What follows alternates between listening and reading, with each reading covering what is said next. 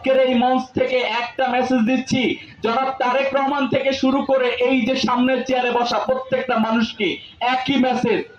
আমাদের আজকের যে চেয়ারটা, এই চেয়ারটা শহীদ পরিবারের, জুলাই শহীদদের, জুলাই আহতদের রক্তের বিনিময়ে পাওয়া।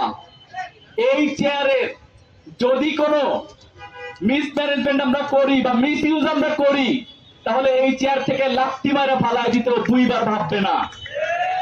এই মেসেজটা ব্যক্তি সালাউদ্দিন আহমেদের ক্ষেত্রেও যা, লন্ডনের তারেক রহমানের ক্ষেত্রেও একই বার্তা। রয়ের প্রধান চলে আসতেছে বাংলাদেশে, বিচারের কোনো খোঁজ নাই, ওদিকে প্রেস ব্রিফিং করতেছে খুনি ভারতে বসে। বাংলাদেশের সরকারের যদি ন্যূনতম গার্ডস থাকতো, তাহলে এই কথাগুলা আফটার রিভলিউশন আমাদের এই কথাগুলা আর বলা লাগতো না। তাই ইনকিলাব মঞ্চের যারা আছেন, আমাদের সহযোদ্ধা ভাইরা, আপনাদের এই সংগ্রাম জারি থাকুক।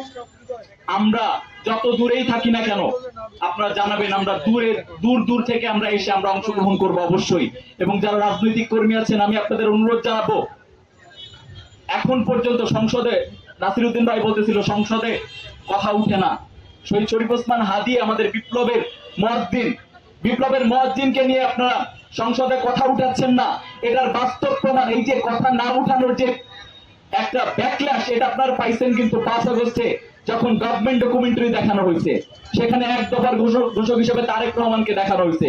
আপনারা যদি কথা না বলেন, একটা সময় গিয়ে রিভলিউশনটা হয়ে যাবে বিএনপি, এবং এটার মাস্টারমাইন্ড হয়ে যাবে তারেক রহমান, এবং এটার এক দফার ঘোষক হয়ে যাবে সালাউদ্দিন আহমেদ, এটার টোটাল মেকানিজম হয়ে যাবে ছাত্র দলের। আপনাদের কিছুই থাকবে না। তো আপনারা কথা বলা শুরু করেন।